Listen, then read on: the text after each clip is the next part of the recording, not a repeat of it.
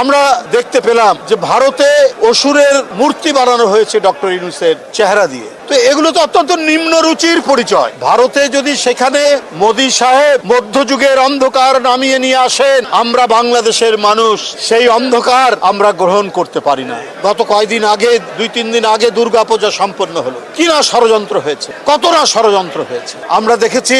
আমরা নিজেরা নিজেদের মধ্যে আলোচনা সমালোচনা করি, কিন্তু ডক্টর মোহাম্মদ ইউনূস বাংলাদেশের আন্দোলন পরবর্তী তিনি প্রধান উপদেষ্টা, প্রত্যেকেই তাকে সমর্থন করেছে বিএনপি সহ। আমরা দেখতে পেলাম যে ভারতে অসুরের মূর্তি বানানো হয়েছে ডক্টর ইউনূসের চেহারা দিয়ে, তার মুখমণ্ডল দিয়ে, এবং আরো বিশ্বের 2-1 জন।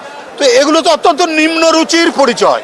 এটা তো একেবারেই একটা অপসংস্কৃতির পরিচয়। ভারতে আমরা শুনেছি সঙ্গীত শিল্পকলার এত চর্চা হয়, সেই দেশ এত নিম্নরুচির পরিচয় দেবে এটা আমরা কল্পনা করতে পারি না। আজকে বাংলাদেশে সাম্প্রদায়িক সংঘাত তৈরি করার জন্য নানাবিধ প্রক্রিয়া চলেছে, কিন্তু এদেশের জনগণ, এদেশের মানুষ, এদেশের দেশপ্রেমিক মানুষ, এদেশের হিন্দু মুসলমান জনগোষ্ঠী সবাই টের পেয়েছে কোথা থেকে কি হচ্ছে। তাই সবাই একত্রিত হয়ে এবারের হিন্দু ধর্মাবলম্বী মানুষদের দুর্গাপূজা হয়েছে অত্যন্ত সাড়ম্বরে, অত্যন্ত উৎসাহ উদ্দীপনার মধ্যে দিয়ে তাদের উৎসব পালন করেছে, সকল ষড়যন্ত্রকে প্রতিহত করে। বন্ধুরা আমার, কেউ যদি নিজের দেশে আজকে ভারতে যদি সেখানে মোদী সাহেব মধ্যযুগের অন্ধকার নামিয়ে নিয়ে আসেন, আমরা বাংলাদেশের মানুষ সেই অন্ধকার আমরা গ্রহণ করতে পারি না।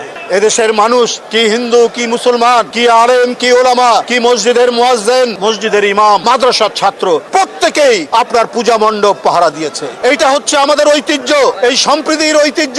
আমাদের দীর্ঘদিনের আমাদের নেতা দেশনায়ক তারেক রহমান তিনি সুস্পষ্ট ভাবে বলেছেন, আমরা দীর্ঘদিন সম্প্রীতির বন্ধনে আবদ্ধ, তাই আমাদের মধ্যে কেউ কোনো বিভাজন তৈরি করতে পারবেন না। তাদের নিজের দেশে তারা যাই করুক, যতই অন্ধকার নামিয়ে নিয়ে আসুক, কিন্তু আমাদেরকে সেটি করতে পারবে না। বন্ধুরা আমার,